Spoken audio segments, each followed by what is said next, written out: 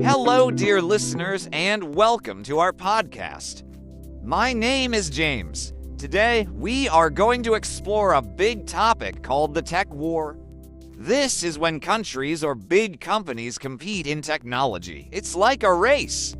They want to be the best in things like phones, computers, and artificial intelligence. Hi everyone, I'm Sophia. It's so nice to be here with you and with James. Tech war sounds a bit scary, but it's really about who makes better and smarter technology. Countries like the USA and China are part of this race. They build fast computers, strong networks, and smart machines to be leaders in the world. Yes, and the tech war is not just about fun gadgets, it's also about power. When one country has better technology, it can control more things. For example, it can make stronger tools for its army or better systems for its cities.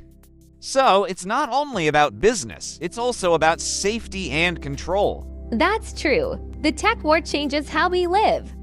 If one country makes new apps or systems, others want to use them or make their own. Sometimes, this makes countries work alone. They stop sharing with others. This can be a problem because sharing ideas helps everyone grow and learn. When countries stop sharing technology, it can slow down progress. Imagine if one country makes a smart robot but keeps it secret. Other countries can't learn from it or make it better. Working together is good, but the tech war makes countries afraid to trust each other. They want to win, not to help. Yes, and this can make problems for people too. For example, if apps or phones are banned in one country, people can't talk to their friends in other places. It can also hurt students because they may not get to use the best tools for learning. The tech war doesn't only affect big companies, it touches all of us. Another thing is money. Technology is very expensive. When countries fight to make better tech, they spend a lot of money. This can be good because it creates new jobs and ideas. But sometimes, that money could be used for schools, hospitals, or helping poor people. It's a hard choice for governments. That's why some people think tech war is not only about machines. It's about people, choices, and the future. Who will lead the world in technology? Who will make the rules? These are big questions. And while this race continues, the world keeps changing every day. Technology really does change the world fast. Think about how we use smartphones now. Just 10 years ago, many people didn't even have one. Now, we use them to work, learn, shop, and talk.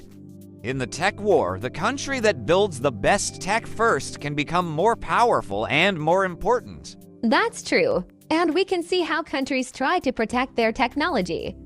Some stop other countries from using their tech. They say, this is ours, not yours. For example, some apps or websites are blocked in certain countries.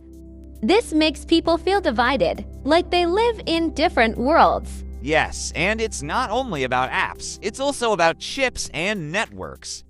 Chips are tiny parts inside computers and phones. They help the machines think fast. Some countries try to stop others from getting these chips.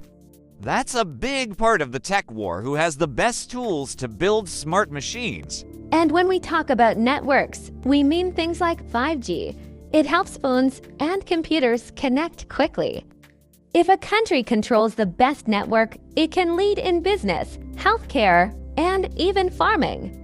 So every piece of technology becomes part of the race. No one wants to be left behind. Being left behind in technology can be a big problem.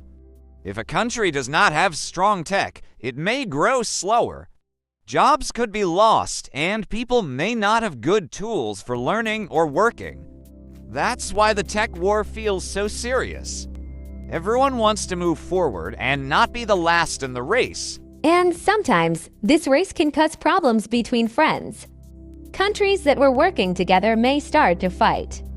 They may say, "You stole my idea," or "You are not being fair." This can lead to angry talks or broken deals. In the end, people in both countries may suffer because of this. Yes, and big tech companies are also part of this war. These companies are not countries, but they have a lot of power. Some are so big that they can change how people live.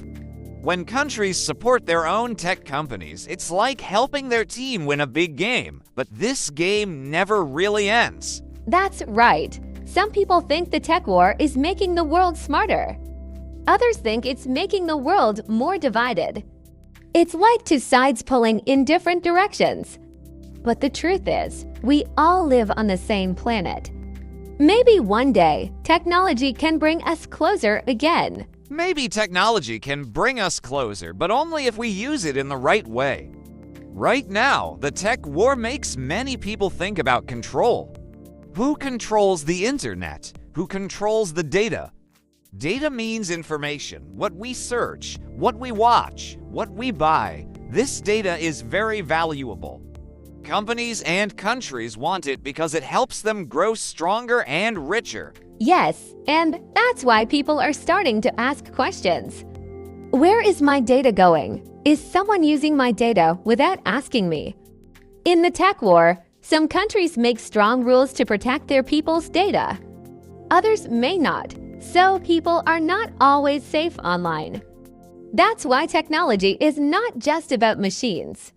It's about trust, safety, and human rights too. Exactly. And another big issue in the tech war is artificial intelligence, also called AI. AI means smart computers that can think, learn, and make decisions. Countries are racing to make the best AI systems. These systems can help doctors, teachers, or even drivers. But if AI is used in the wrong way, it can be dangerous.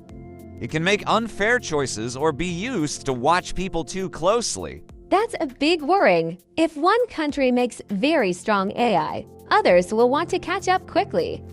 They may forget about safety and focus only on speed. This is where the tech war becomes risky. It's not just who gets there first, but who gets there the right way, with care, respect, and good values. And while this race continues, we as people must stay smart too. We should learn about these tools, ask questions, and speak up if we feel something is wrong. The tech war is not only for leaders or experts. It's something that affects us all, and we all have a voice in how it shapes our future. Yes, we all have a voice, and we all use technology every day. That means we're part of this big picture too. Even simple choices like which app we use or which phone we buy can be part of the tech war. When many people choose one product, it becomes stronger in the market. So our actions really matter. That's true. Some people choose products based on price. Others think about where the product was made. Some even choose based on values like if the company is kind to workers or cares about the planet. These small choices can help shape how companies and countries behave in this tech race. And don't forget, technology is not always fair. Not everyone can afford the newest phone or a fast internet connection. Some people live in places with no access to good tech at all. This creates something called the digital divide. It means a gap between people who have tech and people who don't. The digital divide is a big challenge. While some countries are building robots and AI, others still need better schools or clean water. So, we need to think about balance. How can the world grow in tech without leaving others behind? This is a question that leaders, teachers, and all of us should think about. In the end, the tech war is not just about power or speed. It's about the kind of world we want to live in. Technology can help us learn, connect, and grow. But it can also divide us if we are not careful. That's why it's so important to think, to ask, and to choose wisely when it comes to tech. Yes, and even if we are not leaders or scientists, we still have a role. We can learn how to use tech in smart and kind ways. We can talk about it with our friends and families. We can ask our schools to teach more about it. Every small step we take helps build a better, fairer future. Maybe one day, The tech war will become something better like tech peace or tech teamwork. A world where countries and people share ideas and build things together. That would be a beautiful goal, don't you think? I do, and that's a hopeful way to end our talk. Thank you all for listening and learning with us. We hope this helped you understand more about the tech war and why it matters. Stay curious, keep learning, and take care of each other. Goodbye, everyone, and thank you for joining us. See you next time.